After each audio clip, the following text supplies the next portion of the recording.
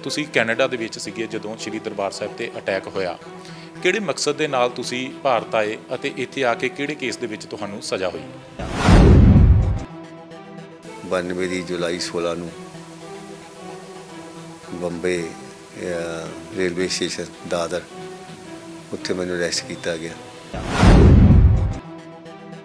ਜਿਹੜੇ ਸਮੇਂ ਦੀ ਤੁਸੀਂ ਗੱਲ ਕਰ ਰਹੇ ਹੋ 1992-93 ਦੇ ਵਿੱਚ ਬੰਬੇ ਦੇ ਵਿੱਚ ਵੀ ਬਲਾਸਟ ਹੋਇਆ, ਉਸ ਸਮੇਂ ਸੰਜੇ ਦੱਤ ਹੋਣਾ ਤੇ ਵੀ ਟਾੜਾ ਲੱਗੀ ਸੀਗੀ। ਉਹ ਵੀ ਉੱਥੇ ਕਦੇ ਜੇਲ੍ਹ ਦੇ ਵਿੱਚ ਤੁਹਾਡੀ ਕਦੇ ਮੁਲਾਕਾਤ ਹੋਈ ਉਹਨਾਂ ਦੇ ਨਾਲ? ਉੱਥੇ ਬਹੁਤ ਨਜਾਇਜ਼ ਨੌਜਵਾਨਾਂ ਨੂੰ ਚੱਕ ਕੇ ਕਾਊਂਟਰ ਕੀਤਾ ਗਿਆ। ਕਨਿਸ਼ਕ ਕੇਸ ਦੇ ਵਿੱਚ ਤੁਹਾਨੂੰ ਡਿਸਚਾਰਜ ਕਿਵੇਂ ਕੀਤਾ ਗਿਆ? ਕੋਈ ਸਬੂਤ ਨਹੀਂ ਮਿਲੇ ਫਿਰ ਉਸ ਦੇ ਵਿੱਚ?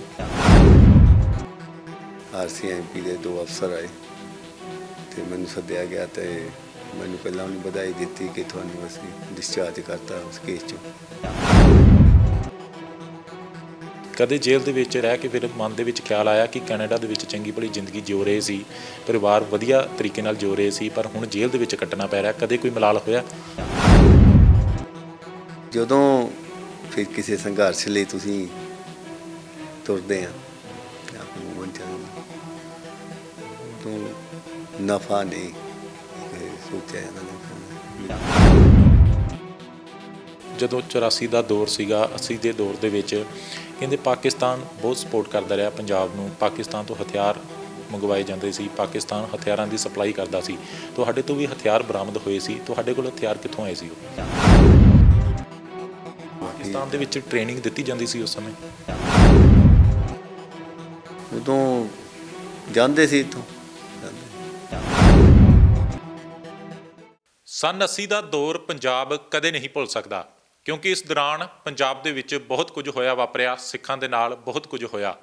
ਇਸੇ ਦੌਰਾਨ ਇੱਕ ਖਾੜਕੂਵਾਦ ਦੀ ਲਹਿਰ ਚੱਲੀ, ਜਿਸ ਦੇ ਵਿੱਚ ਬਹੁਤ ਸਾਰੇ ਨੌਜਵਾਨ ਸਿੰਘ ਸ਼ਾਮਲ ਹੋਏ, ਜਿਸ ਤੋਂ ਬਾਅਦ ਪੁਲਿਸ ਵੱਲੋਂ ਇਹਨਾਂ ਸਿੰਘਾਂ ਨੂੰ ਗ੍ਰਿਫਤਾਰ ਕੀਤਾ ਗਿਆ। ਕਈ ਸਿੰਘਾਂ ਨੂੰ ਉਮਰ ਕੈਦ ਦੀ ਸਜ਼ਾ ਹੋਈ। ਇਹਨਾਂ ਸਿੰਘਾਂ ਦੇ ਵਿੱਚੋਂ ਇੱਕ ਸਿੰਘ ਭਾਈ ਲਾਲ ਸਿੰਘ ਨੇ, ਜਿਨ੍ਹਾਂ ਨੇ 28 ਸਾਲ ਕੈਦ ਕੱਟੀ ਹੈ। 1984 ਦੇ ਵਿੱਚ ਜਦੋਂ ਸ਼੍ਰੀ ਦਰਬਾਰ ਸਾਹਿਬ ਤੇ ਅਟੈਕ ਹੋਇਆ ਤਾਂ ਲਾਲ ਸਿੰਘ ਕੈਨੇਡਾ ਦੇ ਵਿੱਚ ਸਨ, ਪਰ ਇਸ ਅਟੈਕ ਨੇ ਅਜਿਹੇ ਸਿੱਖਾਂ ਦੇ ਹਿਰਦੇ ਵਲੂੰਦਰੇ ਕਿ ਭਾਈ ਲਾਲ ਸਿੰਘ ਵੀ ਕੈਨੇਡਾ ਤੋਂ ਚੱਲ ਕੇ ਭਾਰਤ ਆ ਗਏ, ਜਿੱਥੇ ਆ ਕੇ ਉਹਨਾਂ ਦੇ ਉੱਪਰ ਟਾੜਾ ਲੱਗੀ ਅਤੇ 28 ਸਾਲ ਉਹਨਾਂ ਨੂੰ ਸਜ਼ਾ ਹੋਈ। ਭਾਈ ਲਾਲ ਸਿੰਘ ਸਾਡੇ ਨਾਲ ਮੌਜੂਦ ਨੇ। ਅੱਜ ਉਹਨਾਂ ਦੇ ਨਾਲ ਗੱਲਬਾਤ ਕਰਦੇ ਹਾਂ ਕਿ ਕਿਹੜੇ ਕੇਸ ਦੇ ਵਿੱਚ ਉਹਨਾਂ ਨੂੰ ਸਜ਼ਾ ਹੋਈ ਅਤੇ ਕਿਸ ਤਰੀਕੇ ਦਾ ਉਹ ਸਮਾਂ ਸੀਗਾ। ਭਾਈ ਸਾਹਿਬ, ਸਭ ਤੋਂ ਪਹਿਲਾਂ ਸਵਾਗਤ ਹੈ ਟੀਵੀ ਪੰਜਾਬ ਤੇ। ਵਾਹਿਗੁਰੂ ਜੀ ਕਾ ਖਾਲਸਾ, ਵਾਹਿਗੁਰੂ ਜੀ ਕੀ ਫਤਿਹ। ਬਹੁਤ ਧੰਨਵਾਦ ਤੁਸੀਂ। ਪਹਿਲਾ ਸਵਾਲ ਮੇਰਾ, ਤੁਸੀਂ ਕੈਨੇਡਾ ਦੇ ਵਿੱਚ ਸੀਗੇ ਜਦੋਂ ਸ਼੍ਰੀ ਦਰਬਾਰ ਸਾਹਿਬ ਤੇ ਅਟੈਕ ਹੋਇਆ। ਕਿਹੜੇ ਮਕਸਦ ਦੇ ਨਾਲ ਤੁਸੀਂ ਭਾਰਤ ਆਏ ਅਤੇ ਇੱਥੇ ਆ ਕੇ ਕਿਹੜੇ ਕੇਸ ਦੇ ਵਿੱਚ ਤੁਹਾਨੂੰ ਸਜ਼ਾ ਹੋਈ? ਦੇਖੋ, ਜਦੋਂ 1984 ਦੇ ਦਰਬਾਰ ਸਾਹਿਬ ਤੇ ਹਮਲਾ ਹੋਇਆ ਤੇ ਉਹ ਹਮਲੇ ਦੇ ਨਾਲ ਜੋ ਸਿੱਖਾਂ ਦੇ ਹਿਰਦੇ ਸੀ ਵਲੂੰਦਰੇ ਗਏ। ਦੇਸ਼ ਵਿਦੇਸ਼ ਪੂਰੇ ਦੁਨੀਆ ਦੇ ਵਿੱਚ ਸਿੱਖਾਂ ਦੇ ਵਿੱਚ ਇੱਕ ਬਹੁਤ ਵੱਡੀ ਰੋਸ ਦੀ ਲਹਿਰ ਉੱਠੀ ਤੇ ਬਾਹਰ ਵੀ ਵਸਦੇ ਸਿੱਖਾਂ 'ਤੇ ਬਹੁਤ ਚੇਂਜਿੰਗ ਹੋਈ।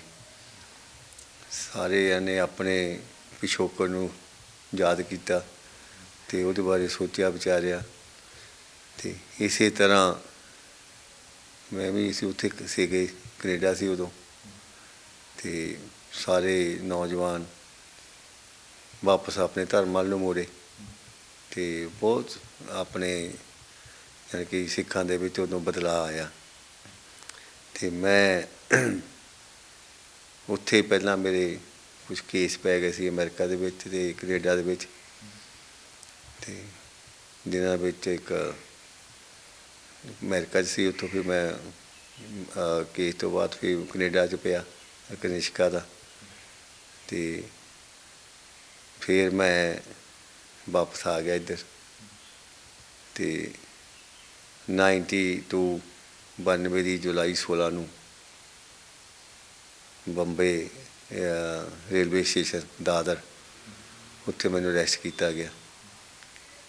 ਅਰੈਸਟ ਕਰਨ ਤੋਂ ਬਾਅਦ ਤਕਰੀਬਨ 3.5 ਮਹੀਨੇ ਮੇਰਾ ਰਿਮਾਂਡ ਉੱਥੇ ਹੀ ਚੱਲਿਆ ਤੇ ਮੇਰੇ ਕੇਸ ਦੀ ਇਨਕੁਆਇਰੀ CBI ਨੇ ਚੱਲ ਗਈ। ਹੁਣ CBI ਨੇ ਕੀਤੀ, CBI ਦਾ ਕੇਸ ਬਣ ਗਿਆ ਤੇ ਰਿਮਾਂਡ ਜਦੋਂ ਖਤਮ ਹੋਇਆ ਤੇ ਉਸ ਤੋਂ ਬਾਅਦ ਕੁਛ ਦਿਨ ਮੈਨੂੰ ਬੰਬੇ ਰੱਖਿਆ 20 ਕੁ ਦਿਨ। ਅਤੇ ਜਿਹੜਾ ਮੇਰੇ 'ਤੇ ਕੇਸ ਬਣਿਆ ਸੀ ਉਹ ਬਣਿਆ ਅਹਿਮਦਾਬਾਦ, ਗੁਜਰਾਤ। ਗੁਜਰਾਤ ਦੇ ਵਿੱਚ ਕੁਛ ਵੈਪਨ ਜੋ ਰਿਕਵਰ ਹੋਈ ਸੀ, ਅਤੇ ਉਹ ਹਥਿਆਰਾਂ ਦਾ ਕੇਸ ਮੇਰੇ 'ਤੇ ਬਣਿਆ, ਜੋ ਕਿ 92 ਵਿੱਚ ਅਰੈਸਟ ਹੋਇਆ ਮੈਂ, ਉਦੋਂ ਕੇਸ ਚੱਲਿਆ। ਤਕਰੀਬਨ 97 'ਚ ਜਾ ਕੇ ਕੇਸ ਦਾ ਫੈਸਲਾ ਹੋਇਆ, ਅਤੇ ਕੇਸ ਦੇ ਫੈਸਲੇ ਦੇ ਵਿੱਚ ਮੈਨੂੰ ਆਰਮੀ ਐਕਟ ਦਾ 10 ਸਾਲ ਹੋਈ, ਅਤੇ ਟਾਟਾ ਐਕਟ ਅਧੀਨ ਮੈਨੂੰ ਉਮਰ ਕੈਦ ਹੋਈ, ਅਤੇ ਜੋ ਕਿ ਮੈਂ ਹੁਣ 28 ਸਾਲ ਬਾਅਦ ਉਹ ਕੱਟ ਕੇ ਆਇਆ। ਅੱਛਾ, ਕਨਿਸ਼ਕ ਦੇ ਵਿੱਚ ਵੀ ਤੁਹਾਡਾ ਸ਼ਮੂਲੀਅਤ ਤੁਹਾਡੀ ਦੱਸੀ ਗਈ ਉਹਦੇ ਵਿੱਚ ਕੀ ਕੋਈ ਸਬੂਤ ਮਿਲਿਆ ਸੀ? ਕਿਉਂਕਿ ਕਹਿੰਦੇ ਸੀ ਜਹਾਜ਼ ਦੀਆਂ ਜਿਹੜੀਆਂ 2 ਟਿਕਟਾਂ ਹੋਈਆਂ M ਤੇ L ਦੇ ਨਾਂ ਤੋਂ ਹੋਈਆਂ ਸੀ, ਉਸ ਕੇਸ ਦੇ ਵਿੱਚ ਤੁਹਾਨੂੰ ਕਿੱਦਾਂ ਸ਼ਾਮਿਲ ਕੀਤਾ ਗਿਆ? ਦੇਖੋ, ਜਦੋਂ ਆਪਾਂ ਕੋਈ ਟਿਕਟ ਕਟਾਉਂਦੇ ਆ, ਆਪਣਾ ਨਾਂ ਦੱਸਦੇ ਆ, ਕੋਈ ਵੀ ਦੱਸਦਾ, ਸ਼ਾਰਟਕਟ ਲਿਖਦੇ ਆ। ਉਦੋਂ ਕਾਫੀ ਯਾਤਰੀ ਸੀ, 335 ਯਾਤਰੀਆਂ ਦੀ ਟਿਕਟਾਂ ਹੋਈਆਂ ਹੋਈਆਂ ਸੀ, ਜਿਹਨਾਂ 'ਚ AB2 ਸੀ, ਸਭ ਚੱਲਦਾ ਸੀ।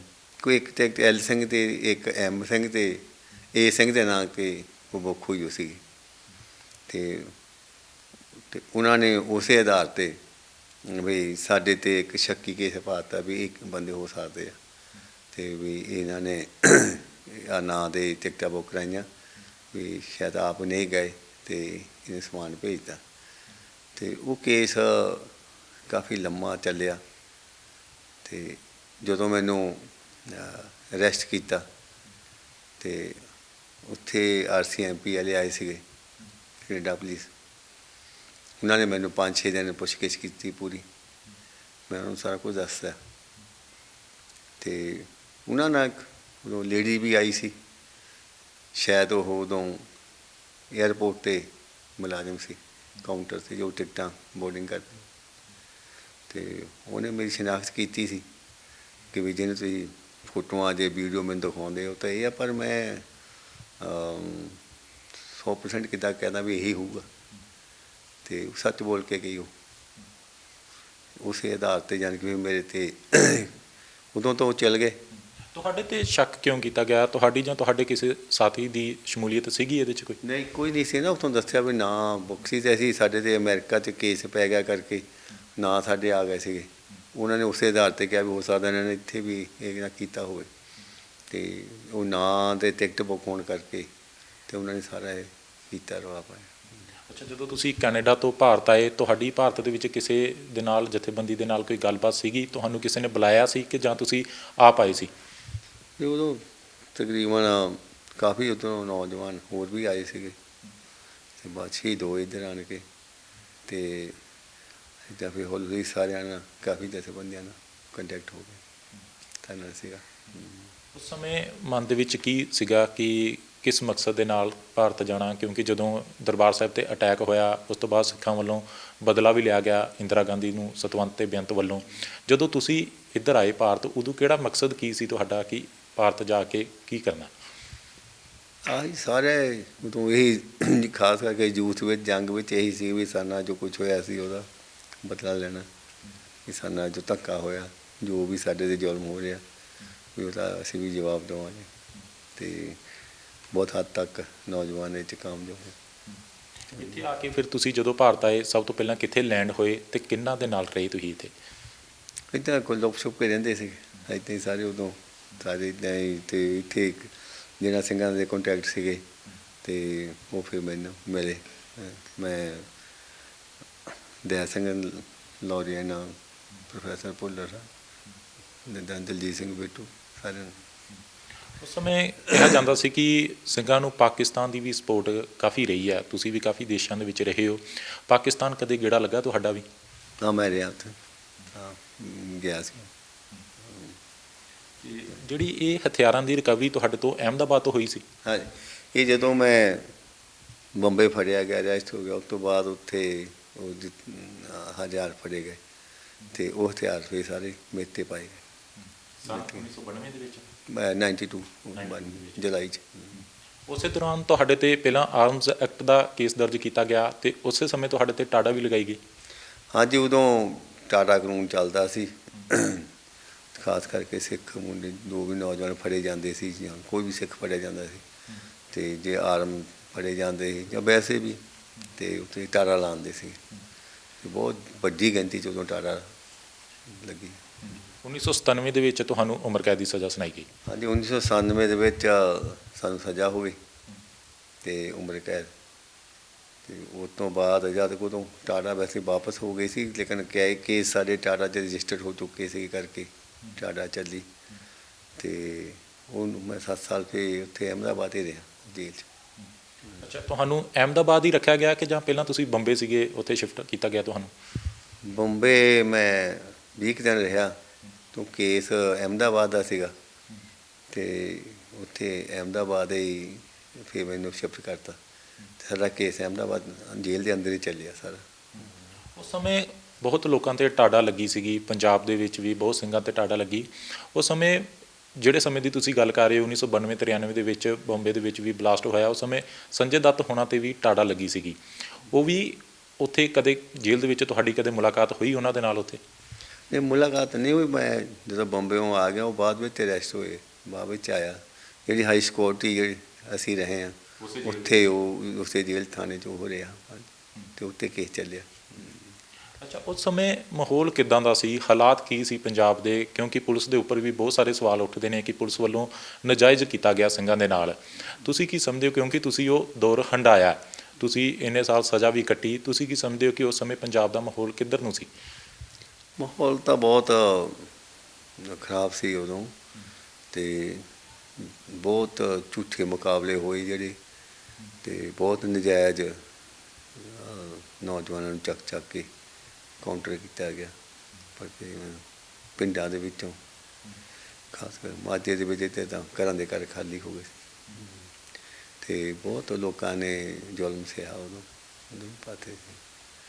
ਅਤੇ ਜਦ ਕਿ ਜਾਂ ਆਪਾਂ ਗਿਣਤੀ ਨਹੀਂ ਕਰ ਸਕਦੇ, ਜਿੰਨਾ ਹੁਣ ਪਤਾ ਲੱਗਦਾ ਜਿਨ੍ਹਾਂ ਨੇ ਬੀਤੀਆਂ ਉਹੀ ਜਾਣਦੇ ਨੇ। ਕਹਿੰਦੇ ਉਹ ਦੌਰ ਦੇ ਵਿੱਚ ਸਿਆਸਤਦਾਨਾਂ ਦੀ ਵੀ ਬੜੀ ਅਹਿਮ ਭੂਮਿਕਾ ਰਹੀ ਹੈ। ਤੁਹਾਨੂੰ ਲੱਗਦਾ ਕਿ ਸਿਆਸਤਦਾਨਾਂ ਨੇ ਹੀ ਇਹ ਜਿਹੜਾ ਸਾਰਾ ਮਾਹੌਲ ਕ੍ਰੀਏਟ ਕੀਤਾ ਸੀ? ਨਹੀਂ, ਜੇ ਤਾਂ ਤੁਸੀਂ ਦੇਖੋ, ਗੱਲ ਤਾਂ ਉੱਥੋਂ ਹੀ ਚੱਲੀ ਸਾਰੀ, ਸਿਆਸਤਦਾਨਾਂ ਤੋਂ ਹੀ ਗੱਲ ਚੱਲੀ ਆ। ਬਾਕੀ ਤਾਂ ਜਿਹੜੇ ਲੋਕ ਆਮ ਹੁੰਦੇ ਆ, ਜਿਨ੍ਹਾਂ ਨੂੰ ਆਪਣੇ ਧਰਮ ਪ੍ਰਤੀ ਜਾਂ ਆਪਣੇ ਹੱਕਾਂ ਪ੍ਰਤੀ ਸੰਜੀਦਾ ਹੁੰਦੇ ਨੇ, ਜੋ ਉਹ ਫਿਰ ਅੱਗੇ ਆਉਂਦੇ ਆ। ਉਹ ਫਿਰ ਲੋਕ ਜਿਹੜੇ ਸਿਆਸੀ ਹੁੰਦੇ, ਉਹ ਤਾਂ ਗੱਲ ਕਰਕੇ ਪਿੱਛੇ ਚੱਲ ਜਾਂਦੇ। ਉਹਨਾਂ ਨੇ ਇਹੀ ਆਪਣੇ ਪੰਜਾਬ ਨਾਲ ਹੋਇਆ। ਗੱਲ ਤਾਂ ਧਰਮ ਯੁੱਧ ਮੋਰਚੇ ਤੋਂ ਚੱਲੀ ਆ ਨਾ, ਇਹਨੇ ਮੋਰਚਾ ਲਾਇਆ, ਉਹਦੇ ਵਿੱਚ ਮੰਗਾਂ ਜੋ ਰੱਖੀਆਂ, ਅਤੇ ਜਦੋਂ ਗੱਲਬਾਤ ਚੱਲਦੀ ਸੀ, ਉਹ ਫਿਰ ਕਈ ਸਿਆਸੀ ਕਾਰਨਾਂ ਕਰਕੇ ਫੇਲ ਹੁੰਦੀ ਰਹੀ। ਗੱਲ ਵੱਧਦੀ ਕਿੱਥੇ ਗਈ ਕਿ ਨਹੀਂ। ਜਿਵੇਂ ਹੁਣ ਤੁਸੀਂ ਦੇਖ ਲਓ ਮੌਜੂਦਾ ਹਾਲਾਤ, ਉਹ ਵੀ ਇਹੀ ਕੁਝ ਚੱਲ ਰਿਹਾ। ਅੱਛਾ, ਕਨਿਸ਼ਕ ਕੇਸ ਦੇ ਵਿੱਚ ਤੁਹਾਨੂੰ ਡਿਸਚਾਰਜ ਕਿਵੇਂ ਕੀਤਾ ਗਿਆ? ਕੋਈ ਸਬੂਤ ਨਹੀਂ ਮਿਲੇ ਫਿਰ ਉਸ ਦੇ ਵਿੱਚ? ਹਾਂਜੀ, ਉਹ 97 'ਚ ਜਦੋਂ ਮੈਨੂੰ ਸਜ਼ਾ ਹੋ ਗਈ, ਅਤੇ ਇੱਕ ਦਿਨ ਅਹਿਮਦਾਬਾਦ ਜੇਲ੍ਹ 'ਚ ਉੱਥੋਂ ਫਿਰ ਆਏ, RCMP ਦੇ 2 ਅਫਸਰ ਆਏ, ਅਤੇ ਮੈਨੂੰ ਸੱਦਿਆ ਗਿਆ, ਅਤੇ ਮੈਨੂੰ ਪਹਿਲਾਂ ਉਹਨੇ ਵਧਾਈ ਦਿੱਤੀ ਕਿ ਤੁਹਾਨੂੰ ਅਸੀਂ ਡਿਸਚਾਰਜ ਕਰਤਾ ਉਸ ਕੇਸ 'ਚੋਂ, ਕਿ ਤੁਹਾਡੇ 'ਤੇ ਹੁਣ ਕੋਈ ਕੇਸ ਨਹੀਂ ਹੈਗਾ ਉਹ ਤਾਂ ਕਨਿਸ਼ਕਾ ਦਾ। ਅਤੇ ਲੇਕਿਨ ਕਹਿੰਦੇ ਵੀ ਅਸੀਂ ਚਾਹਾਂਗੇ ਤੁਸੀਂ ਸਾਡੀ ਮਦਦ ਕਰੋ। ਅਤੇ ਮੈਨੂੰ ਸਮਝ ਲੱਗੀ ਵੀ, ਫਿਰ ਉਹਨਾਂ ਨੇ ਕਿਹਾ ਵੀ ਇੱਦਾਂ ਦਾ ਤੁਸੀਂ ਗਵਾਹੀ ਰਿਕਾਰਡ ਕਰਾਓ ਆਪਣੀ। ਤੁਹਾਨੂੰ ਆਫਰ ਦਿੱਤੀ ਗਈ ਹੈ?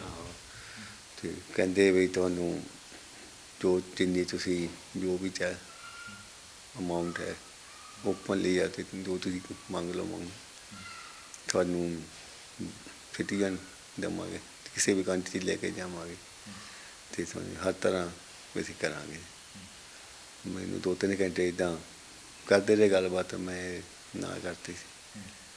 ਅਤੇ ਫਿਰ ਕਹਿੰਦੇ ਦੂਜੇ ਦਿਨ ਅਸੀਂ ਆਵਾਂਗੇ, ਸੋਚ ਲਈ ਰਾਤ ਨੂੰ, ਅਤੇ ਮੈਂ ਫਿਰ ਇਨਕਾਰ ਕਰਤਾ।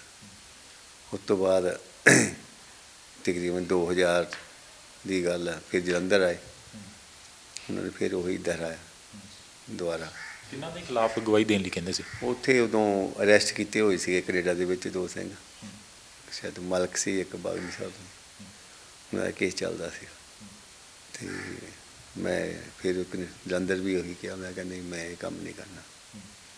ਉਹਨੇ ਮੈਨੂੰ ਬਥੇਰਾ ਕਿਹਾ ਵੀ ਤੇਰੇ ਕੋਲ ਇੰਨੀ ਕੁ ਪ੍ਰਾਪਰਟੀ ਹੈਗੀ ਆ ਕਿ ਜਾਇਦਾਦ ਵੀ ਤੂੰ ਜਦੋਂ ਕਿਤੇ ਰਿਲੀਜ਼ ਹੋਇਆ ਵੀ ਆਪਣੇ ਘਰ ਆਪਣੇ ਕੰਮ ਰਹਿ ਸਕੇ।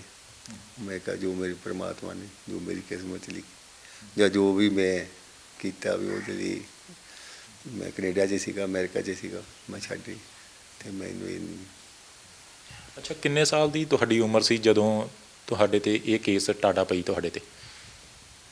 ਸੀ ਤਾਂ 84 ਦੇ ਵਿੱਚ ਮੈਂ 23-24 ਸਾਲ ਦਾ ਸੀਗਾ। ਉਹ ਤੋਂ ਹੁਣ ਦੇਖ ਲਓ ਵੀ 92 ਦੇ ਵਿੱਚ 30-31 ਸਾਲ ਦੇ ਨੇ। ਉਸ ਸਮੇਂ ਫਿਰ ਪਰਿਵਾਰ ਦਾ ਕਿੱਦਾਂ ਮਾਹੌਲ ਸੀਗਾ? ਪਰਿਵਾਰ ਦੇ ਨਾਲ ਕੋਈ ਗੱਲਬਾਤ ਹੁੰਦੀ ਸੀ? ਪਰਿਵਾਰ ਕਹਿੰਦਾ ਸੀਗਾ ਕਿ ਜਾਂ ਆ ਜਾਓ, ਘਰ ਆ ਜਾਓ, ਜਾਂ ਇਸ ਪਾਸੇ ਤੋਂ ਹਟ ਜਾਓ? ਪਰਿਵਾਰ ਦਾ ਇੱਦਾਂ ਹੀ, ਜਦੋਂ ਮੈਂ ਕੈਨੇਡਾ ਵਜੇ ਸੀਗਾ ਅਤੇ ਜਦੋਂ ਉੱਥੇ ਕੇਸ ਪਏ ਸੀ ਥੋੜ੍ਹੀ ਦੇਰ ਬਾਅਦ 87 'ਚ ਸ਼ਾਇਦ ਮਾਤਾ ਜੀ ਦੀ ਡੈਥ ਹੋ ਗਈ ਸੀ ਇੱਥੇ, ਅਤੇ ਉਹਨਾਂ ਨੂੰ ਤਾਂ ਪਤਾ ਹੀ ਨਹੀਂ ਸੀ ਕਿ ਮੈਂ ਕਿੱਥੇ ਆ। ਉਦੋਂ ਫਿਰ ਬਾਅਦ ਦੇ ਵਿੱਚ ਫਾਦਰ ਸਾਹਿਬ ਇਕੱਲੇ ਰਹਿੰਦੇ ਰਹੇ ਇੱਥੇ, ਅਤੇ ਜਾਂ ਮੇਰੇ ਕਜ਼ਨ ਬ੍ਰਦਰ ਸੀ, ਹੋਰ ਸੀ, ਉਹਨਾਂ ਨੇ ਕਾਫੀ ਸੰਭਾਲ ਕੀਤੀ। ਵੀ ਜਦੋਂ ਮੈਂ ਫਿਰ ਰੈਸਟ ਹੋਇਆ ਅਤੇ ਹੁਣ ਘਰ 'ਤੇ ਵੀ ਇੱਦਾਂ ਦੀ ਕੋਈ ਹੈ ਨਹੀਂ ਸੀ ਪੈਰਵਾਈ ਲਈ। ਜਾਂ ਮੇਰੀ ਵੱਡੀ ਭੈਣ ਜੋ ਕਿ ਪਿਛਲੇ ਸਾਲ ਉਹਨਾਂ ਦੀ ਡੈਥ ਹੋ ਗਈ, ਹੁਣ ਉਹਨਾਂ ਨੇ ਫਾਦਰ ਸਾਹਿਬ ਨਾਲ ਜਾ ਕੇ ਮੁਲਾਕਾਤ ਕਰਨੀ, ਅਤੇ ਉਹੀ ਜ਼ਿਆਦਾ ਕਰਦੇ ਸੀ ਵੱਡੇ ਭਾਈਆ ਜੀ। ਅਤੇ ਉਹਨੇ ਜਾਣੀ ਕਿ ਬਹੁਤ ਜ਼ਿਆਦਾ ਕਸ਼ਟ। ਹੁਣ ਅਹਿਮਦਾਬਾਦ ਦੀ ਗੱਲ ਕਰੀਏ ਤਾਂ ਉੱਥੇ ਜਦੋਂ ਮੁਲਾਕਾਤ ਨੂੰ ਜਾਂਦੇ ਸੀਗੇ ਅਤੇ ਕੋਈ ਰਹਿਣ ਨੂੰ ਜਗ੍ਹਾ ਨਹੀਂ ਸੀ, ਕੋਈ ਨਹੀਂ ਰੱਖਦਾ ਹੁੰਦਾ ਸੀ, ਅਤੇ ਉਹਨਾਂ ਨੇ ਮੁਲਾਕਾਤ ਲਿਖਾ ਕੇ ਰੇਲਵੇ ਸਟੇਸ਼ਨ 'ਤੇ ਬੈਂਚ 'ਤੇ ਬਹਿ ਜਾਂਦੇ ਹੁੰਦੇ, ਜਾ ਕੇ ਰਾਤ ਉੱਥੇ ਕੱਟ ਲੈਣੀ, ਸਵੇਰੇ ਫਿਰ ਜੇਲ੍ਹ ਅੱਗੇ ਆ ਕੇ ਖੜ੍ਹ ਜਾਣਾ। 2-2 3-3 ਦਿਨ ਉਹ ਮੁਲਾਕਾਤ ਨਹੀਂ ਦਿੰਦੇ ਸੀ, ਜਾਣੀ ਕਿ ਹਫ਼ਤਾ ਇੱਦਾਂ ਹੀ ਲੱਗ ਜਾਂਦਾ ਸੀ। ਪਰ ਉਹ ਹਰ ਮਹੀਨੇ ਜਾਂਦੀ ਹੁੰਦੀ ਸੀ, ਅਤੇ ਜੋ ਵੀ ਮੈਨੂੰ ਮਾੜਾ ਮੋਟਾ ਲੋੜ ਹੁੰਦੀ ਸੀ ਉਹ ਕਰਦੇ ਸੀ, ਉਹਨਾਂ ਨਾਲ ਬਹੁਤ ਕੀਤਾ। ਅੱਛਾ, ਮੈਰਿਜ ਕਿੱਥੇ ਹੋਈ ਤੁਹਾਡੀ ਫਿਰ? ਕਦੋਂ ਹੋਈ ਸੀ ਮੈਰਿਜ ਨਾਲ? ਮੈਰਿਜ ਜੀ ਜਦੋਂ ਮੈਂ ਫਿਰ 2002 'ਚ ਮੇਰੀ ਪਹਿਲੀ ਸੈਕੰਡ ਪੈਰੋਲ ਹੋਈ। ਉਦੋਂ ਕਿਹੜੀ ਜੇਲ੍ਹ 'ਚ ਸੀ? ਅਤੇ ਮੈਨੂੰ 97 'ਚ ਸਜ਼ਾ ਹੁੰਦੀ ਆ, ਅਤੇ ਤਕਰੀਬਨ 99 ਦੇ ਅਖੀਰਲੇ ਦਿਨਾਂ ਦੇ ਵਿੱਚ ਬਹੁਤ ਕੋਸ਼ਿਸ਼ ਕਰਕੇ ਉੱਥੋਂ ਜੇਲ੍ਹ ਟ੍ਰਾਂਸਫਰ ਕਰਵਾਈ ਗਈ। ਜੇਲ੍ਹ ਟ੍ਰਾਂਸਫਰ ਮੇਰੀ ਪਹਿਲਾਂ ਜਲੰਧਰ ਆਇਆ ਮੈਂ, ਅਤੇ ਉੱਥੇ 4 ਕੁ ਮਹੀਨੇ ਰੱਖ ਕੇ ਅਤੇ ਮੈਨੂੰ ਫਿਰ 2000 'ਚ ਮੈਨੂੰ ਨਾਭੇ ਭੇਜਤਾ, ਸਿਕਿਉਰਿਟੀ ਜੇਲ੍ਹ ਨਾਭਾ। ਉੱਥੇ ਟਾਡਾ ਵਾਲੇ ਸਾਰੇ ਸੀਗੇ, ਅਤੇ ਮੈਂ ਫਿਰ ਉੱਥੇ ਸਾਰੀ ਸਜ਼ਾ ਕੱਟੀ, ਜਿਹਨੇ 20 ਸਾਲ ਹੁਣ ਕੱਟੀ ਆ। ਅਤੇ ਉੱਥੇ ਨਾਭੇ ਜੇਲ੍ਹ ਤੋਂ ਹੀ ਮੇਰੀ ਪੈਰੋਲ ਹੋਈ ਸੀ। ਅਤੇ ਸੈਕੰਡ ਪੈਰੋਲ ਦੇ ਵਿੱਚ ਵੀ ਕਿਉਂ ਫਾਦਰ ਸਾਹਿਬ ਉਦੋਂ ਜੀਂਦੇ ਸੀਗੇ ਅਤੇ ਉਹ ਵੀ ਇਕੱਲੇ ਸੀਗੇ, ਅਤੇ ਸਾਰਿਆਂ ਨੇ ਫਿਰ ਕਿਹਾ ਨਹੀਂ ਹੁਣ ਤੈਨੂੰ ਇਹ ਕਰਨਾ ਪੈਣਾ, ਅਤੇ ਫਿਰ ਮੇਰੀ ਉਦੋਂ ਮੈਰਿਜ ਹੋਈ। ਅਤੇ 2006 'ਚ ਫਾਦਰ ਸਾਹਿਬ ਆਫ ਹੋ ਗਏ, ਉਹਨਾਂ ਦੀ ਡੈਥ ਹੋ ਗਈ, ਅਤੇ ਹੁਣ ਸਾਡੇ ਘਰ ਬੱਚੀ ਹੈ 14 ਸਾਲ ਦੀ, ਉਹਦੀ 2007 'ਚ ਜਨਮ ਹੋਇਆ ਸੀ। ਅਤੇ ਇਹ ਕਿੱਦਾਂ ਫਿਰ ਕੇਸ ਕਿਵੇਂ ਚੱਲਦਾ ਰਿਹਾ? ਫਿਰ ਵਕੀਲ ਵੀ ਕੀਤੇ ਹੋਣਗੇ ਤੁਸੀਂ, ਘਰਦਿਆਂ ਨੇ ਕਿੱਦਾਂ ਪੈਰਵਾਈ ਕਿੱਦਾਂ ਕੀਤੀ ਫਿਰ ਪਿੱਛੋਂ? ਘਰਦਿਆਂ ਨੇ ਪਹਿਲਾਂ ਕੀਤੀ ਸਾਰੀ, ਜਦੋਂ ਅਹਿਮਦਾਬਾਦ ਸੀਗਾ, ਅਤੇ ਉਦੋਂ ਸੰਗਤ ਨਾਲ ਵੀ, ਸਿੱਖ ਸੰਗਤ ਨਾਲ ਵੀ, ਹੋਰ ਕਿਸੇ ਨਾਲ ਕੋਈ ਰਾਬਤਾ ਹੈ ਨਹੀਂ ਸੀਗਾ, ਅਤੇ ਜਿੰਨਾ ਕੁ ਘਰਦਿਆਂ ਨੇ ਕਰ ਸਕੇ ਕੀਤਾ। ਅਤੇ ਫਿਰ ਜਦੋਂ ਸਜ਼ਾ ਹੋ ਗਈ ਫਿਰ ਮੈਂ ਇੱਥੇ ਆ ਗਿਆ। ਫਿਰ ਇੱਥੇ ਹੌਲੀ ਹੌਲੀ ਆਪਣੇ ਹੋਰ ਰਿਸ਼ਤੇਦਾਰਾਂ ਨਾਲ, ਦੋਸਤਾਂ ਮਿੱਤਰਾਂ ਨਾਲ, ਅਤੇ ਇੱਦਾਂ ਜਿਹੜੇ ਪੁਰਾਣੇ ਬਾਹਰ ਜਾਂਦੇ ਸੀ, ਅਤੇ ਹੁਣ ਸਾਰਿਆਂ ਨਾਲ ਕੁਛ ਆਪਣੇ ਰਾਬਤਾ ਹੋਣ ਲੱਗ ਗਿਆ। ਅਤੇ ਫਿਰ ਸੁਪਰੀਮ ਕੋਰਟ ਦੇ ਵਿੱਚ ਕੇਸ ਲੜਿਆ, ਪਰ ਉੱਥੇ ਵੀ ਮੈਨੂੰ ਉਮਰ ਕੈਦ ਬਰਕਰਾਰ ਰਹਿ ਗਈ, ਅਤੇ ਫਿਰ ਵੀ ਸੰਗਤ ਨੇ ਇਸ ਬਹੁਤ ਬੜਾ ਸਹਿਯੋਗ ਦਿੱਤਾ ਉਦੋਂ। ਅਤੇ ਸਭ ਤੋਂ ਜ਼ਿਆਦਾ ਫਿਰ ਹੋਇਆ ਜੋ ਰਿਹਾਈ ਦੇ ਲਈ ਕੋਸ਼ਿਸ਼ਾਂ ਹੋਈਆਂ, ਭੁੱਖ ਹੜਤਾਲ ਹੋਈ ਭਾਈ ਗੁਰਬਖਸ਼ ਸਿੰਘ ਜੀ ਦੀ, ਉਹ ਆਪਣੀ ਜਾਨ ਵੀ ਦੇ ਗਏ। ਬਾਪੂ ਸੂਰਤ ਸਿੰਘ ਹਾਲੇ ਵੀ ਹੌਸਪੀਟਲ ਬੈਠੇ ਆ, ਅਤੇ ਹੋਰ ਵੀ ਕਈ ਤਰ੍ਹਾਂ ਦੇ ਯਤਨ ਕੀਤੇ ਗਏ। ਅਤੇ ਮੇਰਾ ਕੇਸ ਸੁਪਰੀਮ ਕੋਰਟ 'ਚ, ਮੈਨੂੰ 2 ਵਾਰੀ ਹਾਈ ਕੋਰਟ 'ਚ, ਪਹਿਲਾਂ ਮੈਂ ਇੱਥੇ ਲਾਇਆ ਚੰਡੀਗੜ੍ਹ, ਪਰਮਾਨੈਂਟ ਪੈਰੋਲ ਹੋਈ, ਪਰ ਫਿਰ ਮੈਨੂੰ ਨਹੀਂ, ਗੁਜਰਾਤ ਵਾਲਿਆਂ ਨੇ ਕੈਂਸਲ ਕਰਵਾ ਦਿੱਤੀ ਅਤੇ ਮੈਨੂੰ ਜਾਣਾ ਪਿਆ। ਅਤੇ ਫਿਰ ਮੇਰਾ ਸੁਪਰੀਮ ਕੋਰਟ ਚੱਲਿਆ। 2016 ਦੇ ਵਿੱਚ ਉੱਥੋਂ ਡਿਸੀਜ਼ਨ ਆਇਆ ਸੀ ਕਿ ਮੇਰਾ 6 ਹਫ਼ਤੇ ਵਿੱਚ ਫੈਸਲਾ ਕੀਤਾ ਜਾਵੇ, 4 ਸਾਲ ਹੋ ਗਏ ਕੋਈ ਖਾਸ। ਤੇ ਫਿਰ ਜਦੋਂ 550 ਸਾਲਾ ਗੁਰਪੁਰਬ ਜੋ ਪਿਛਲੇ ਸਾਲ ਸਾਹਿਬ ਸ੍ਰੀ ਗੁਰੂ ਨਾਨਕ ਦੇਵ ਜੀ ਦਾ ਆਇਆ ਸੀ, ਉਦੋਂ ਸੈਂਟਰ ਸਰਕਾਰ ਨੇ ਕੁਛ 9 ਤੇ 13 ਸਿੰਘ ਬੰਦੀ ਨੂੰ ਰਿਹਾ ਕਰਨ ਦੀ ਗੱਲ ਕਹੀ ਸੀ। ਉਸ ਅਧੀਨ ਉਦੋਂ ਸ਼ਵੇਕ ਸਿੰਘ ਤੇ ਨੰਦ ਸਿੰਘ ਹੋ ਗਏ ਸੀਗੇ ਰਿਲੀਜ਼, ਤੇ ਕੁਝ ਸਿੰਘਾਂ ਦੇ ਨਾਂ ਸੀ ਜਿਹੜੇ ਉਹ ਪਹਿਲਾਂ ਹੀ ਬਾਹਰ ਸੀਗੇ। ਇੱਕ ਮੇਰਾ ਤੇ ਇੱਕ ਗੁਰਦੀਪ ਸਿੰਘ ਖੇੜਾ ਤੇ ਇੱਕ ਪ੍ਰੋਫੈਸਰ ਦਵਿੰਦਰ ਸਿੰਘ ਭੁੱਲਰ, ਸਾਡੇ ਤਿੰਨਾਂ ਦੇ ਪੇਪਰ ਗਏ ਸੀ। ਤੇ ਉਹ ਤਿੰਨਾਂ ਦੇ ਵਿੱਚੋਂ ਇੱਦਾਂ ਹੋਇਆ ਕਿ ਭੁੱਲਰ ਸਾਹਿਬ ਦੇ ਪੇਪਰ ਬੇਟੇ ਨੇ ਰਿਟ ਲਾਤੀ ਸੁਪਰੀਮ ਕੋਰਟ, ਉਹ ਸਟੇ ਲੱਗ ਗਈ, ਤੇ ਮੇਰੇ ਤੇ ਖੇੜੇ ਦੇ ਪੇਪਰ ਚੱਲਦੇ ਸੀਗੇ। ਤੇ ਬਾਅਦ ਫਿਰ ਕਰੋਨਾ ਇੱਕ ਚੱਲ ਪਿਆ ਮਾਰਚ ਦੇ ਵਿੱਚ, ਤੇ ਉਹਨਾਂ ਸਭ ਕੁਝ ਬੰਦ ਹੋ ਗਿਆ, ਤੇ ਮੇਰਾ ਪੇਪਰ ਫਾਰਵਰਡ ਹੋ ਗਿਆ ਤਕਰੀਬਨ ਇੱਥੋਂ ਪੰਜਾਬ 'ਚੋਂ ਓਕੇ ਹੋ ਕੇ ਚੱਲ ਗਏ ਸੀ ਸਾਰੇ। ਉਹ ਫਿਰ ਹੌਲੀ ਹੌਲੀ ਸੈਂਟਰ ਗੌਰਮੈਂਟ ਨੂੰ ਫਾਰਵਰਡ ਕਰਕੇ ਉੱਥੇ ਚਲ ਗਏ ਗੁਜਰਾਤ ਤੋਂ ਪਾਸ ਹੋ ਕੇ, ਠੀਕ ਹੈ। 3 ਮਾਰਚ ਨੂੰ ਪੰਜਾਬ ਆ ਗਏ ਸੀਗੇ, ਅਤੇ ਫਿਰ ਕਰੋਨਾ ਹੋਣ ਕਰਕੇ ਫਿਰ ਆਫਿਸ ਸਾਰੇ ਬੰਦ ਸੀਗੇ, ਅਤੇ ਕੁਛ ਇੱਥੇ ਇਹਨਾਂ ਨੂੰ ਪੇਪਰਾਂ ਦੀ ਕੋਈ ਡਾਊਟ ਸੀਗਾ ਵੀ ਸਾਰੇ ਹੋਰ ਕੇਸ ਹੈਗੇ, ਇਹਨਾਂ ਨੇ ਦੁਬਾਰਾ ਫੇਰ ਭੇਜਤੇ ਉੱਥੇ ਨੂੰ ਦਿੱਲੀ ਨੂੰ। ਉਹ ਸਾਰਾ ਕੁਛ ਕਰਦਿਆਂ ਵੀ ਬਹੁਤ ਸਮਾਂ ਲੰਘ ਗਿਆ ਕਾਫੀ, ਅਤੇ ਜਾ ਕੇ 24 ਅਗਸਤ ਨੂੰ ਫਿਰ ਮੇਰੀ ਪੱਕੀ ਰਿਹਾਈ ਹੋਈ ਹੈ। ਅਤੇ ਇਹ ਆਪਾਂ ਇਹ ਕਹਿ ਸਕਦੇ ਹਾਂ ਵੀ ਜਿਹੜੀ 550 ਸਾਲਾ ਗੁਰਪੁਰਬ 'ਤੇ ਇਹਨਾਂ ਨੇ ਬੰਦੀ ਸਿੰਘ ਰਿਲੀਜ਼ ਕਰਨੇ ਸੀ ਨਾ, ਉਹਨਾਂ ਦੇ ਵਿੱਚ ਮੇਰਾ ਨਾਂ ਸੀ, ਪੇਪਰ ਮੇਰੇ ਉਸ ਅਧੀਨ ਗਏ, ਅਤੇ ਉਸੇ ਅਧੀਨ 'ਚ ਹੀ ਉਸੇ ਤਹਿਤ ਇਹ ਸਜ਼ਾ ਰਿਹਾਈ ਹੋਈ ਹੈ। ਉਸ ਸਮੇਂ ਕਹਿੰਦੇ ਸੀ ਕਿ ਪੁਲਿਸ ਜਿਹੜੇ ਸਿੰਘਾਂ ਨੂੰ ਚੁੱਕਦੀ ਸੀ ਬਹੁਤ ਟੋਰਚਰ ਵੀ ਕੀਤਾ ਜਾਂਦਾ ਸੀ, ਪੰਜਾਬ ਪੁਲਿਸ 'ਤੇ ਜ਼ਿਆਦਾ ਇਲਜ਼ਾਮ ਲੱਗਦੇ ਨੇ, ਆਰੋਪ ਲੱਗਦੇ ਨੇ। ਤੁਹਾਨੂੰ ਅਹਿਮਦਾਬਾਦ ਤੋਂ ਗ੍ਰਿਫਤਾਰ ਕੀਤਾ ਗਿਆ, ਉਸ ਸਮੇਂ ਟੋਰਚਰ ਵਗੈਰਾ ਕਿਸ ਤਰੀਕੇ ਨਾਲ ਪੁਲਿਸ ਵੱਲੋਂ ਕੀਤਾ ਜਾਂਦਾ ਸੀ? ਟੋਰਚਰ ਤਾਂ ਜੋ ਪੁਲਿਸ ਕਰਦੀ ਹੈ, ਜੋ ਤੋਂ ਉਹ ਸਾਰਿਆਂ ਨੂੰ ਸਹਿਣਾ ਪੈਣਾ ਪਿਆ, ਬਰਦਾਸ਼ਤ ਕਰਨਾ ਪਿਆ, ਉਹ ਤਾਂ ਹਰ ਇੱਕ ਨੇ ਹੰਢਾਇਆ। ਮੇਰੇ 'ਤੇ ਵੀ ਬਥੇਰਾ ਹੋਇਆ, ਲੇਕਿਨ ਮੇਰੇ 'ਤੇ ਥੋੜ੍ਹੀ ਜਿਹੀ ਜਾਣੀ ਕਿ ਇੱਦਾਂ ਹੁੰਦੀ ਸੀ ਕਿ ਮੇਰੇ ਪੰਜਾਬ ਦਾ ਕੋਈ ਕੇਸ ਹੈ ਨਹੀਂ ਸੀਗਾ, ਬਾਹਰਲੇ ਕੇਸ ਕਰਕੇ, ਅਤੇ ਉਹ ਪੁੱਛ ਕੇ ਚਲੇ ਉਹਨਾਂ ਕੇ ਰੱਖਦੇ ਸੀ ਕਰਦੇ, ਅਤੇ 3.5 ਮਹੀਨੇ ਮੈਂ ਰਿਮਾਂਡ 'ਤੇ ਰਿਹਾ। ਅਤੇ ਟੋਰਚਰ ਤਾਂ ਸਾਰਿਆਂ ਨੇ। ਵਤੀਰਾ ਕਿੱਦਾਂ ਦਾ ਹੁੰਦਾ ਸੀ ਪੁਲਿਸ ਦਾ? ਵਤੀਰਾ ਤਾਂ ਮਾੜਾ ਹੀ ਹੈ, ਤੁਹਾਨੂੰ ਪਤਾ ਹੈ ਪੁਲਿਸ ਦਾ ਵਤੀਰਾ ਤਾਂ, ਪੁਲਿਸ ਦਾ ਹਾਰਡ ਹੈ, ਸਖਤ ਹੀ ਹੁੰਦਾ। ਸਿੱਖ ਸੰਗਤ ਵੱਲੋਂ ਵੀ ਬੰਦੀ ਸਿੰਘਾਂ ਦੀ ਰਿਹਾਈ ਲਈ ਬੜਾ ਸੰਘਰਸ਼ ਕੀਤਾ ਗਿਆ, ਤੁਸੀਂ ਜੇਲ੍ਹਾਂ ਦੇ ਵਿੱਚ ਸੰਘਰਸ਼ ਕੱਟਿਆ, ਸੰਗਤ ਨੇ ਬਾਹਰ ਤੋਂ ਅਪੀਲ ਕਰਦੇ ਰਹੇ। ਸਿੱਖ ਸੰਗਤ ਦਾ ਵਤੀਰਾ ਕਿਵੇਂ ਲੱਗਦੇ ਹੋ ਵੀ ਸਿੱਖ ਸੰਗਤ ਦਾ ਸਹਿਯੋਗ ਕਿੰਨਾ ਕੁ ਰਿਹਾ ਤੁਹਾਨੂੰ ਨਾਲ?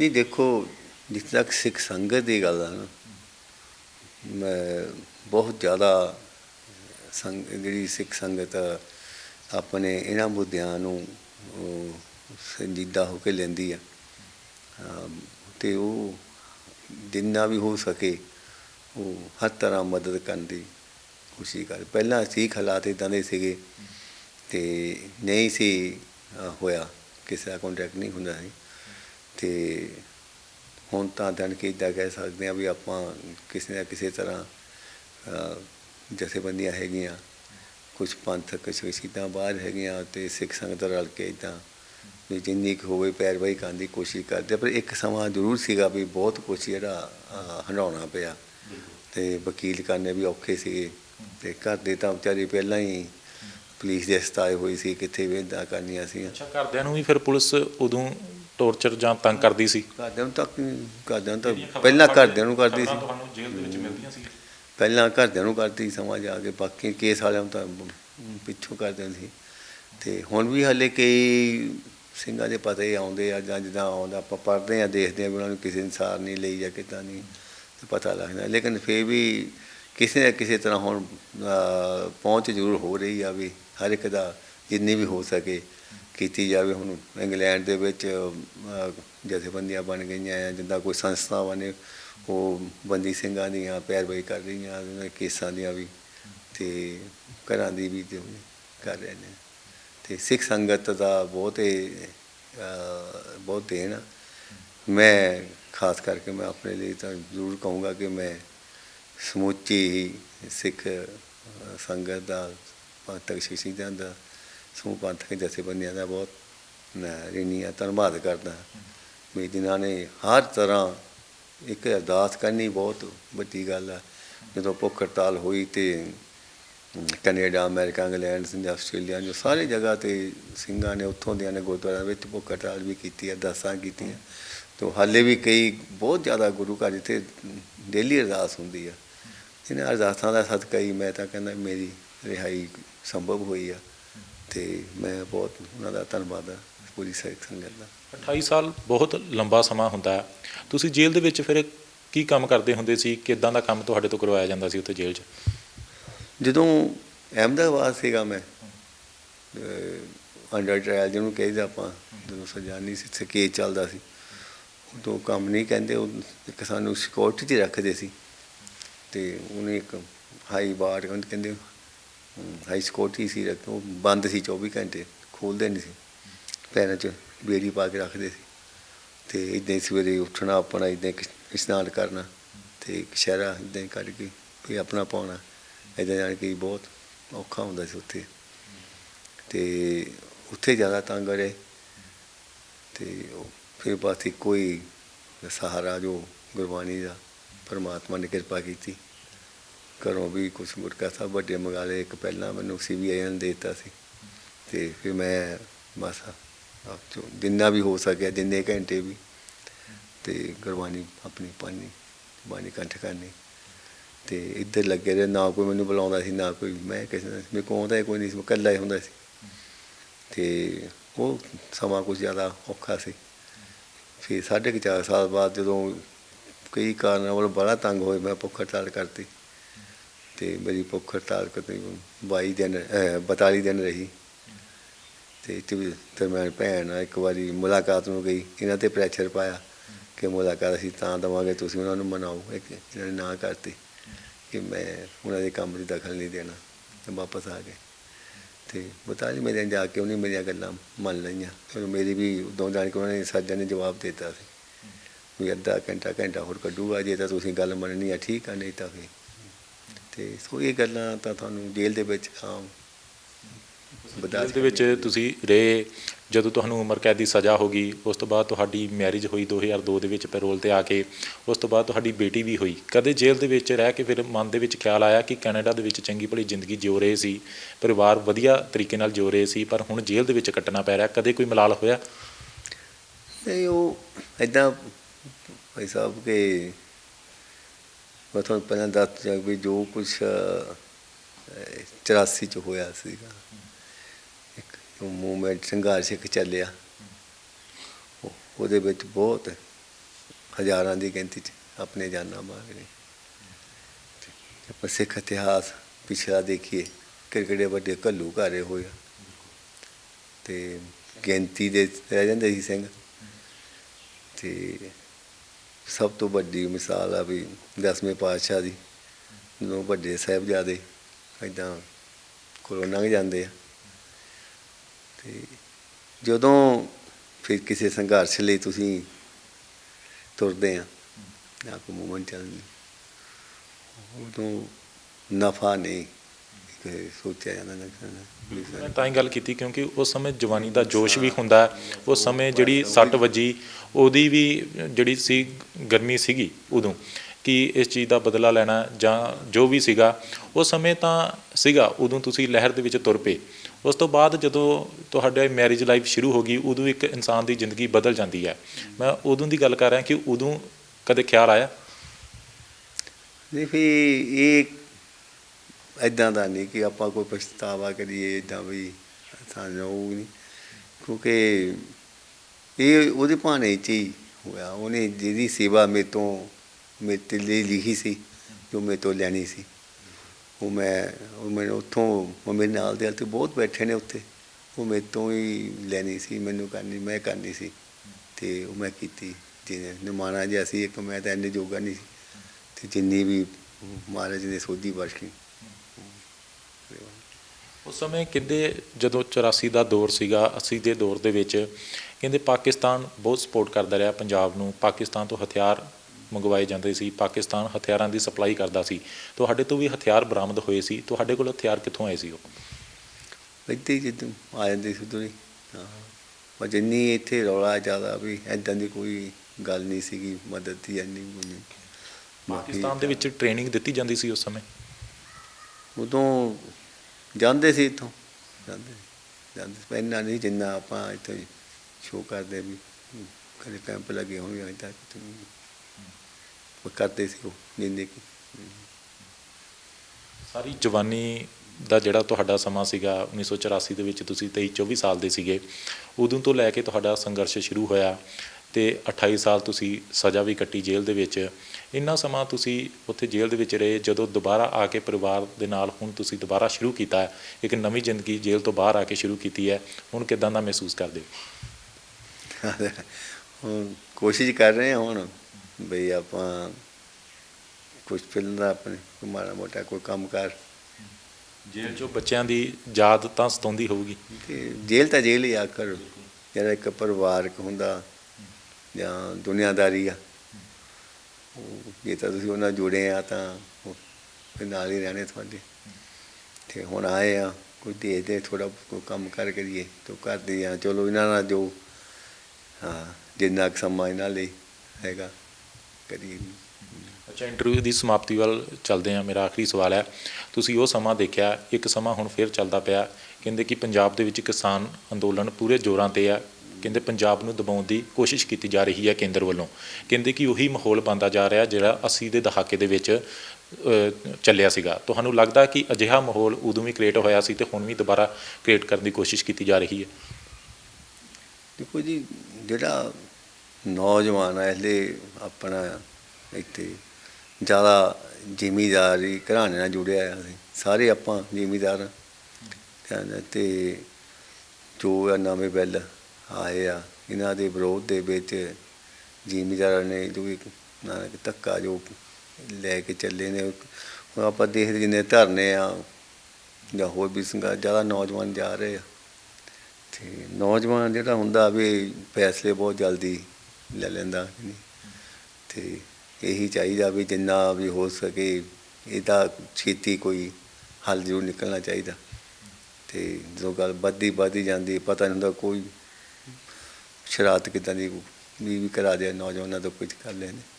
ਅਤੇ ਬਸ ਇਹ ਜ਼ਰੂਰ ਹੋਇਆ ਵੀ ਨੌਜਵਾਨ ਨੇ ਆਪਣੀ ਜ਼ਿੰਮੇਵਾਰੀ ਸੰਭਾਲੀ ਕਿ ਜਾਗਰਤ ਯੂਥ ਹੋਇਆ, ਹਰ ਪਿੰਡਾਂ ਦਾ ਨੌਜਵਾਨ ਆਪਣਾ ਹਿੱਸਾ ਪਾ ਰਿਹਾ, ਜਿੱਥੇ ਵੀ ਹੋਵੇ ਜਾਣ ਦੀ ਕੋਸ਼ਿਸ਼ ਕਰਦਾ ਅਤੇ ਆਪਣੇ ਆਪ ਨੂੰ ਉਸਨੇ ਇਸ ਕਾਬਲ ਕੀਤਾ ਵੀ ਹਾਂ ਅਸੀਂ ਆਪਣੇ ਹੱਕਾਂ ਦੇ ਲਈ ਲੜਨਾ ਆ, ਇਹ ਗੱਲ ਭਾਵੇਂ ਕਿਸੇ ਤਰੀਕੇ ਨਾਲ ਵੀ ਆਪਣੇ ਰੋਸ ਰੈਲੀ ਕਰਦੇ ਆ, ਧਰਨੇ 'ਤੇ ਬੈਠਦੇ ਆ ਅਤੇ ਉਹ ਆਪਣਾ ਪ੍ਰੋਟੈਸਟ ਕਰ ਰਹੇ ਨੇ। ਬਹੁਤ ਬਹੁਤ ਧੰਨਵਾਦ ਭਾਈ ਸਾਹਿਬ ਗੱਲਬਾਤ ਕਰਨ ਲਈ। ਇਹ ਨੇ ਭਾਈ ਸਾਹਿਬ ਲਾਲ ਸਿੰਘ ਹੁਣੀ, ਜਿਨ੍ਹਾਂ ਨੇ 28 ਸਾਲ ਸਜ਼ਾ ਕੱਟੀ ਹੈ, ਕੈਨੇਡਾ ਦੇ ਵਿੱਚ ਰਹਿੰਦੇ ਸੀਗੇ। ਕੈਨੇਡਾ ਤੋਂ ਜਦੋਂ ਦਰਬਾਰ ਸਾਹਿਬ 'ਤੇ ਅਟੈਕ ਹੋਇਆ, ਇਹਦੀ ਸੱਟ ਪੂਰੇ ਸੰਸਾਰ ਦੇ ਵਿੱਚ ਸਿੱਖਾਂ 'ਤੇ ਵੱਜੀ, ਜਿੱਥੇ ਵੀ ਸਿੱਖ ਵਸਦੇ ਸੀਗੇ। ਇਹ ਵੀ ਉਸ ਸਮੇਂ ਭਾਰਤ ਦੇ ਵਿੱਚ ਆਏ, ਭਾਰਤ ਦੇ ਵਿੱਚ ਆ ਕੇ ਟਾਡਾ ਇਹਨਾਂ ਦੇ ਉੱਪਰ ਲੱਗੀ। ਜੇਲ੍ਹ ਦੇ ਵਿੱਚ, ਜੇਲ੍ਹ ਤੋਂ ਪੈਰੋਲ 'ਤੇ ਆ ਕੇ ਇਹਨਾਂ ਦੀ ਮੈਰਿਜ ਹੋਈ, ਜਿਸ ਤੋਂ ਬਾਅਦ ਇੱਕ ਬੇਟੀ ਵੀ ਹੋਈ। ਪੂਰੀ ਜਵਾਨੀ ਜਿਹੜੀ ਇਹਨਾਂ ਨੇ ਆਪਣੀ ਜੇਲ੍ਹ ਦੇ ਵਿੱਚ ਗਾਲ ਦਿੱਤੀ, ਜਿਸ ਤੋਂ ਬਾਅਦ ਸਿੱਖ ਸੰਗਤਾਂ ਵੱਲੋਂ ਅੱਜ ਵੀ ਬੰਦੀ ਸਿੰਘ ਜਿਹੜੇ ਜੇਲ੍ਹਾਂ ਦੇ ਵਿੱਚ ਬੰਦ ਨੇ, ਉਹਨਾਂ ਦੇ ਰਿਹਾਈ ਲਈ ਲਗਾਤਾਰ ਸੰਘਰਸ਼ ਕੀਤੇ ਜਾ ਰਹੇ ਨੇ। ਅਤੇ ਇਹਨਾਂ ਨੂੰ ਬਿਲਕੁਲ ਵੀ ਮਲਾਲ ਨਹੀਂ ਹੈਗਾ, ਕਿਉਂਕਿ ਕੌਮ ਦੇ ਨਾਂ 'ਤੇ ਉੱਤੇ ਇਹਨਾਂ ਨੇ ਜਿਹੜੀ ਆਪਣੀ ਜਵਾਨੀ ਜੇਲ੍ਹ ਦੇ ਵਿੱਚ ਕੱਟੀ ਹੈ। ਅਤੇ ਹੁਣ ਇਹ ਯੂਥ ਨੂੰ ਜ਼ਰੂਰ ਇੱਕ ਮੈਸੇਜ ਦੇ ਰਹੇ ਨੇ ਕਿ ਜੇਕਰ ਦੁਬਾਰਾ ਕੁਝ ਇੱਦਾਂ ਦਾ ਮਾਹੌਲ ਪੰਜਾਬ ਦੇ ਵਿੱਚ ਕ੍ਰੀਏਟ ਹੁੰਦਾ ਹੈ ਤਾਂ ਕਿਉਂਕਿ ਇਸ ਦੇ ਵਿੱਚ ਸਿਆਸਤਦਾਨਾਂ ਦੀ ਬਹੁਤ ਭੂਮਿਕਾ ਰਹਿੰਦੀ ਹੈ, ਅਤੇ ਕੋਈ ਵੀ ਅਜਿਹਾ ਕਦਮ ਨੌਜਵਾਨ ਨਾ ਚੁੱਕਣ ਜਿਸ ਦੇ ਨਾਲ ਉਹ ਦੁਬਾਰਾ ਦੌਰ ਜਿਹੜਾ ਉਹ ਪੰਜਾਬ ਨੂੰ ਵੇਖਣਾ ਪਵੇ। ਕੈਮਰਾਮੈਨ ਰਵਿੰਦਰ ਕੁਮਾਰ ਦੇ ਨਾਲ ਮਨਪ੍ਰੀਤ ਸਿੰਘ ਕਾਲੋਂ, ਟੀਵੀ ਪੰਜਾਬ, ਫਗਵਾੜਾ। ਸਤਿ ਸ਼੍ਰੀ ਅਕਾਲ ਜੀ, ਮੈਂ ਨਿਰਮਲ ਮਾਨ ਪੂਰਾ ਡੈਟ ਸੈਟਲਮੈਂਟ ਤੋਂ। ਇਹ ਤੁਸੀਂ ਵੀਡੀਓ ਦੇਖ ਰਹੇ ਸੀ ਟੀਵੀ ਪੰਜਾਬ ਦੇ ਉੱਤੇ। ਇਹੋ ਜਿਹੇ ਹੋਰ ਜਾਣਕਾਰੀ ਭਰਪੂਰ ਵੀਡੀਓ ਦੇਖਣ ਵਾਸਤੇ ਟੀਵੀ ਪੰਜਾਬ ਦੇ ਚੈਨਲ ਨੂੰ ਸਬਸਕ੍ਰਾਈਬ ਕਰੋ ਅਤੇ ਨਾਲ ਹੇਠ ਦਿੱਤੇ ਹੋਏ ਬੈਲ ਆਈਕਨ ਦੇ ਬਟਨ ਦਬਾਓ। ਸਤਿ ਸ਼੍ਰੀ ਅਕਾਲ।